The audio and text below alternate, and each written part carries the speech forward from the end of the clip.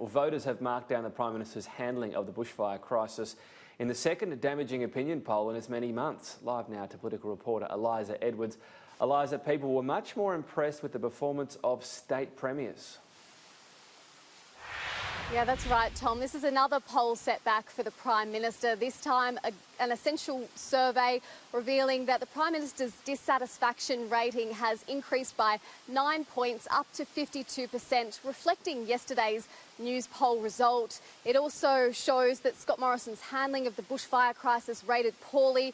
32% of people approved of the Prime Minister's response, while 57% weren't impressed. As you mentioned, the New South Wales and Victorian premiers rated much higher, both approval rates above 50%. 79% of respondents believe the Prime Minister should have met with experts before the bushfire season, although that question is quite vague, whether it's referring to the former fire chiefs. And in a big statement, Tom, 78% of people don't believe the federal government was properly prepared for the bushfire crisis.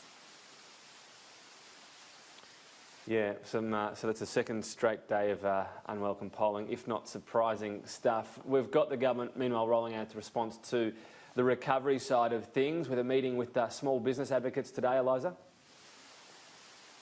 Yeah, so the Prime Minister will hear advice from business leaders this afternoon about how to help these fire-affected communities get back on their feet. A lot of them have seen very low customer numbers over the peak tourism period, and the Council of Small Business boss Peter Strong warns that these businesses need all the help they can get.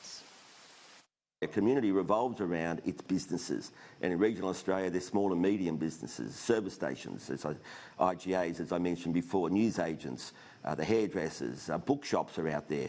They're all needing support, and they don't want charity, but they say we can't survive without money.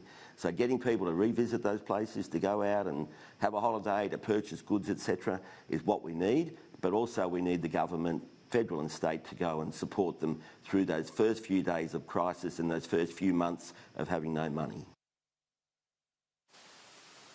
One potentially good piece of news for the tourism industry: the US has downgraded its travel warnings for Australia, lifting that red flag warning, which meant that people were warned to postpone their travel to the country.